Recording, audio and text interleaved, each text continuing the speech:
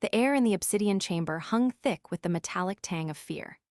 The Council of Xylar, cloaked in robes of solidified shadow, shifted uneasily in their obsidian thrones, their multifaceted eyes reflecting the flickering holographic projection that dominated the chamber. It depicted the fiery, chaotic eruption that had shattered the observation array orbiting the newly discovered planet, a blue-green jewel designated Sol III by the Xylar cartographers. A collective murmur, a low growl of apprehension, rippled through the assembled council members, each a veteran of countless interstellar conflicts, each accustomed to commanding entire fleets and crushing nascent civilizations. But this was different. This was an act of aggression, a brutal display of destructive force, levied against the Xylar Empire by an unknown entity. And the implications, the whispers of annihilation, resonated with a chilling clarity. Grand Prolocutor Xylar, his massive form draped in ceremonial robes that seemed to absorb the light itself, raised a three-fingered hand, and the murmuring subsided. His voice, a resonant rumble that echoed through the vast chamber, carried the weight of ages, the burden of countless decisions that had shaped the fate of the Xylar. The destruction of the observation array, he declared, his voice devoid of emotion, is an act of war, a declaration of hostilities. We have no prior contact with the inhabitants of Sol III, no indication of their technological capabilities, their societal structures, their motivations. Yet they have chosen to strike, to attack a vessel of the Xylar Empire.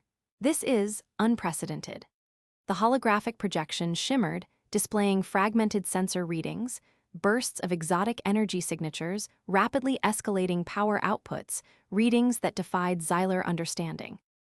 Across the chamber, seated on his throne of polished obsidian, sat Lord Vorath, the head strategist. He was a creature of calculated logic, his eyes cold, his mind a labyrinth of tactical simulations. Vorath's voice, when he finally spoke, was sharp, cutting through the silence like a shard of ice. Their initial strike was devastating, Grand Prolocutor. The array was annihilated in mere milliseconds. The energy signatures are unlike anything we have encountered. It suggests weaponry of immense power, perhaps even exceeding our own. We must assume they are a formidable foe. He paused, allowing his words to sink in, to paint a terrifying picture in the minds of the council members. The Xylar Empire had faced galactic threats before, entire civilizations that had dared to challenge their dominion. But the swift, decisive nature of this attack, the sheer unknowability of the perpetrators, ignited a primal fear. Lady Lyra, the emissary of diplomatic relations, a creature of grace and subtle power, leaned forward, her multifaceted eyes reflecting the chaos of the holographic display. We must consider all options, Lord Vorath. War is not always the answer. Perhaps this was a misunderstanding, an act of desperation. We have no knowledge of their intentions. Have we attempted communication? Her voice held a note of quiet authority, a reminder that the Xylar Empire was not merely a military power, but also a beacon of diplomacy, a guardian of peace. But a cold, calculating voice of pure logic from Vorath sliced through her suggestion. Diplomacy, Lady Lyra, when facing an unknown enemy, one that has already demonstrated its willingness to annihilate Xylar assets. No, we must prepare for war. We must assume the worst. The council chamber crackled with tension, the unspoken question hanging heavy in the air. What were these beings from Sol III? Why had they attacked? And more importantly, what did they intend to do next? The holographic projection shifted, displaying the remnants of the observation array's final sensor readings. The data, though fragmented, painted a disturbing picture. A massive increase in energy signatures, followed by a sudden cessation. Then, silence. It was as if the attackers had vanished, leaving only a void where their intentions remained hidden. Grand Prolocutor Xylar sighed, the sound echoing through the vast chamber.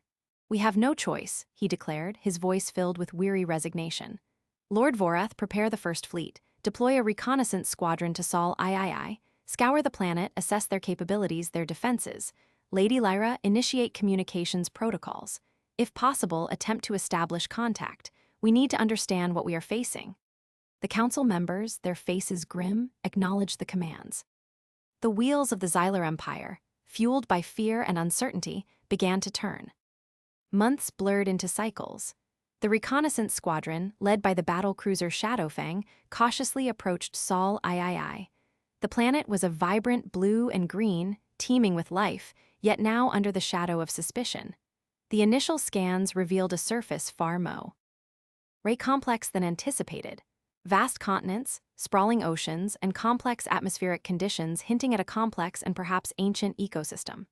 The Shadowfang, hidden among the celestial dust and the debris of the observation array, deployed its probes, their sensors reaching out to touch the unknown.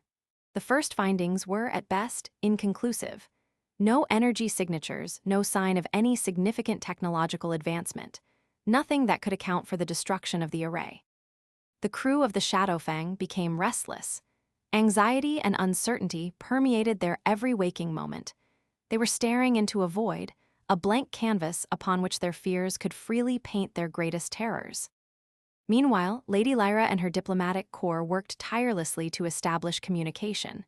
They crafted messages of peace, of goodwill, of curiosity, but their efforts were met with only silence.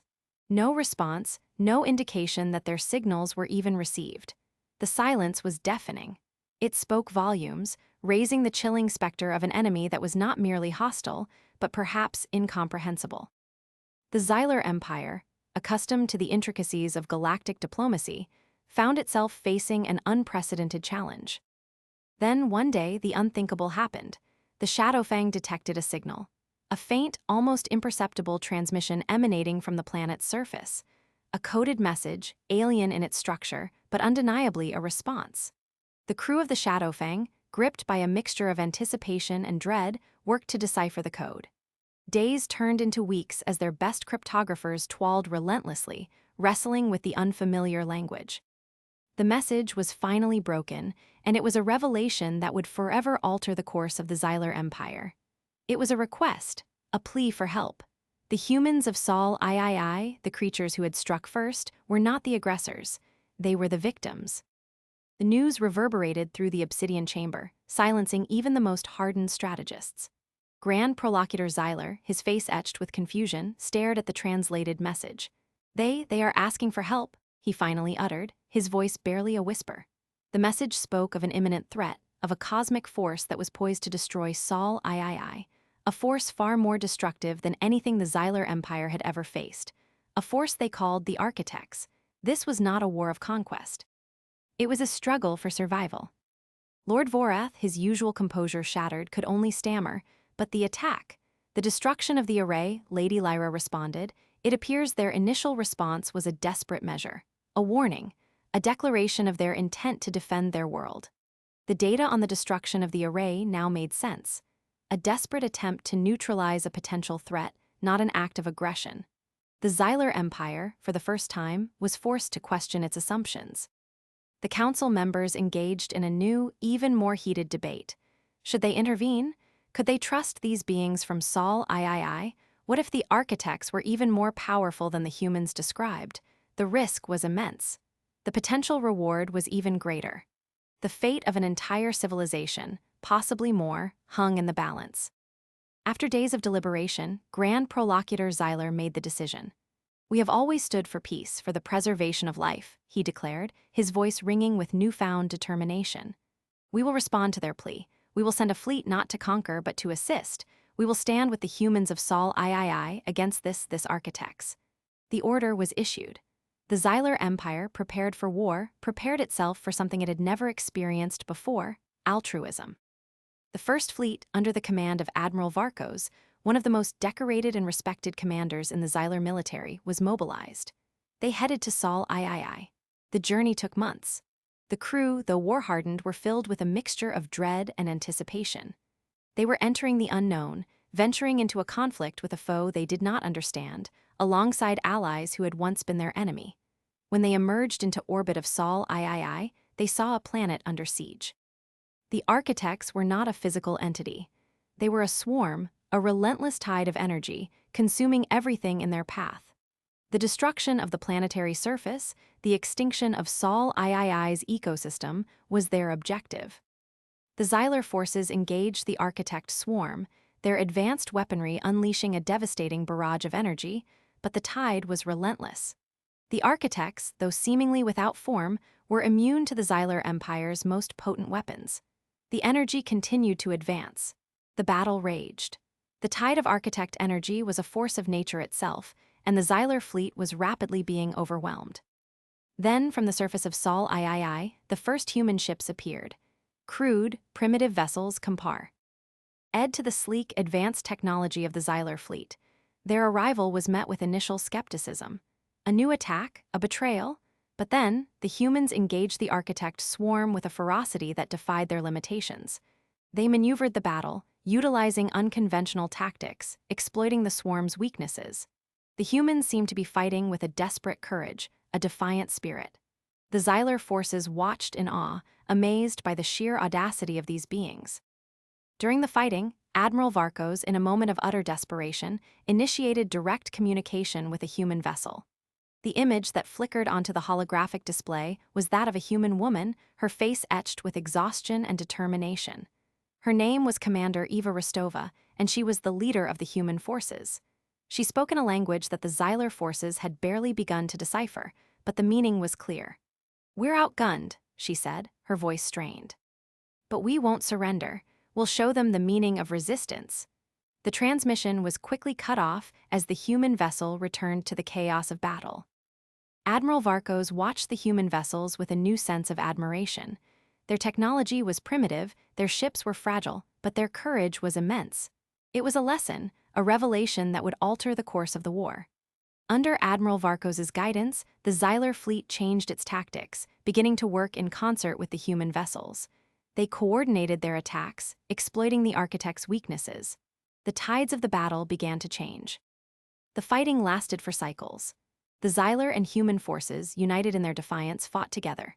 Admiral Varkos and Commander Rostova, through direct tactical communication, developed a bond of respect. Varkos began to appreciate the humans' raw, unrestrained aggression, and Rostova, in turn, respected the Xylar's precise, technical understanding of battle. The humans, with their audacity and spirit, were the battering ram. The Xylar, with their superior technology, were the shield. It was a testament to the potential of alliance, of the power that could be found when two civilizations could find common cause.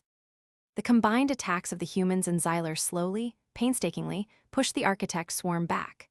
The architect's swarm was not driven by simple aggression. It was a disease, a blight, an unstoppable wave of cosmic corruption that wanted to consume all that stood. For the first time, it was being repelled. Then, during the height of the battle, a startling development came.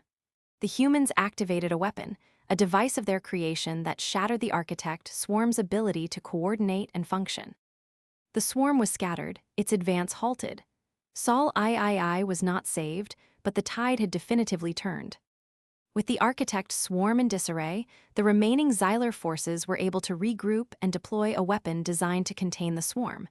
They created a barrier, a wall of pure energy that would stop the swarm from expanding. The architects were contained. Sol III was safe, and the battle was won. The celebration of victory, between humans and Xylar, was a quiet affair. Both sides had suffered heavy losses. The Xylar fleet was battered, and the human civilization was ruined. But they had faced the end and had prevailed. It was a moment of reflection, a moment of profound understanding between the two civilizations. After the dust had settled, a delegation of Xylar diplomats, led by Lady Lyra, arrived on Sol III to establish diplomatic relations. They were met by a team of human scientists, engineers, and diplomats, led by Commander Rostova. Lady Lyra and Commander Rostova stood side by side, looking at the devastation of Sol III. "We have much to rebuild," Rostova said, her voice filled with a mixture of sadness and determination. Lady Lyra nodded, her multifaceted eyes reflecting the destruction. "But not alone," she replied. "We will rebuild together." Together, the two civilizations began the arduous process of rebuilding Sol III. The Xylar, with their advanced technology and their centuries of experience, were able to provide the resources and expertise needed to reconstruct the planet. The humans, with their ingenuity and their unwavering spirit, provided the drive and determination to restore their home. The alliance between the Xylar and humans was solidified. But the story does not end there. In the aftermath of the battle, deep beneath the surface of Sol III, the humans discovered something ancient.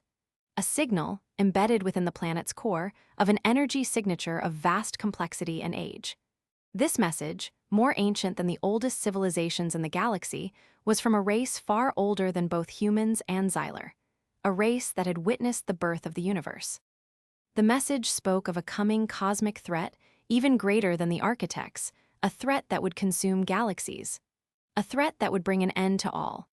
Life, a threat from beyond the veil of time itself. As the Xyler and humans prepared for the rebuilding of Sol III, the Grand Prolocutor Xyler addressed the Council of Xyler.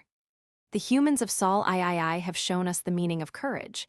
They have shown us the potential of unity. They have shown us that even in the face of oblivion, there is always hope. We, as the Xyler Empire, must stand with them.